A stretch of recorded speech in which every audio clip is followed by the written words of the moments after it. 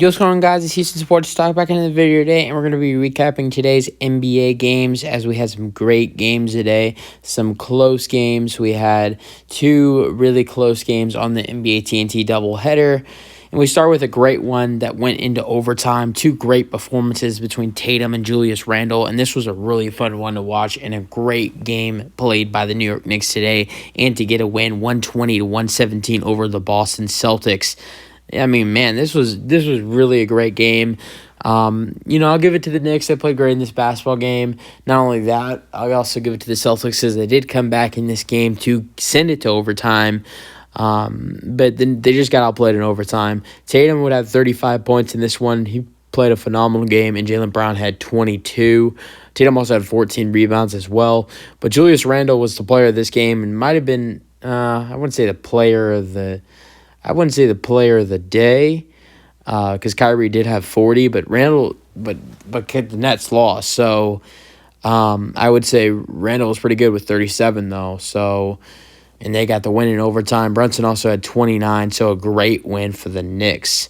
All right, you got the Hornets and the Pistons here. Good win for the Hornets. Not the Hornets and the Pistons. The Hornets and the Bulls. Good win for the Hornets. Rozier has 28. If I did not say the score, 111-96, by the way. And DeMar DeRozan has 28 as well. Good win for the Hornets, bad loss for the Bulls. And getting to the next game, you have the Nets and the Pistons. Kind of a bad loss here for the Nets as they lose the Pistons 130-122. Kyrie scores 40, but in a loss. But still, great basketball play by the Nets tonight. Just wasn't enough. Got outplayed by a bad Pistons team. And then we go to the Rockets-Cavaliers game. I already did a post-game on this one. You guys want to go check that out and hear me talk about my full thoughts on that game. But the Rockets did lost badly in this one to the Cavaliers, 113-95. The Rockets' leading scorer was Tari Eason with 18 points and 11 rebounds, and the leading scorer for the Cavaliers was Darius Garland with 26 points. Moving on to that second game of the doubleheader between the Mavericks and the Suns. What a great game this was. And I love this. I just love this headline here because, and I've seen so many videos and so many people talking about it in the last couple of days. And the reason why I love it so much is because I've seen so many people talk about it in the last couple of days.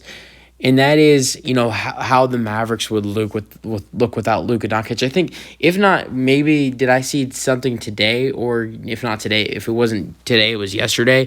I saw someone that said on TikTok, if the Mavericks did not have Luka Doncic, I believe it was today I saw this. They said if the Mavericks did not have Luka Doncic, they'd be one of the worst NBA teams in the league and get 50 to 20 wins on the season. Now, I'm not saying, this Mavericks team is a super, talented team without Luka Doncic. But the way this Mavs team came together after Luka, hurt his ankle after tonight's game, Luka only played 3 minutes tonight. There was not this win. They won this game as a team. Good team production by the Mavericks tonight. I mean, this team they have a good team. Dinwiddie, who played phenomenal tonight, he had 36 points. Dinwiddie had the best game of his season. So, the way some of those guys played, Powell played great. He had 15 points, had the game-winning rebound for them. I thought that this Mavericks team against the Suns team, who, I get there without Devin Booker, they still have a great team. They have Cam Johnson. They have Bridges. They have Chris Paul, who had a great night tonight. He had 22 points, 6 rebounds, 10 assists.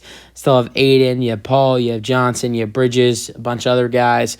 So even without Booker, this is a good team. And you won by 4.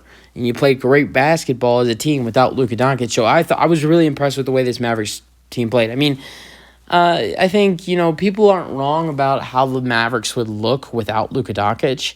But I don't think it's as bad as people think, because Dinwiddie plays great basketball. Wood plays great basketball. This team wouldn't make the playoffs, but without Luka. But they would be a good talent, and I've been hearing that a lot lately. So I just had to say something about that. But I mean, yeah, what a win for the Mavericks today without Luka Doncic, and we'll see, how long he's out, if he's out at all. Hopefully, Luka is okay because he's been such a great player in in the NBA this year. All right, finishing off with a little bit of a blowout here. Clippers Spurs. Clippers get the win easily, 138-100. PG Paul George with a little bit of a nice performance tonight, 35, and Kawhi Leonard with 27. That's pretty good for them too, because you're thinking about that. Both of them probably didn't, play at all in the fourth quarter because this is a blowout. So that's a really nice, productive performance by the two.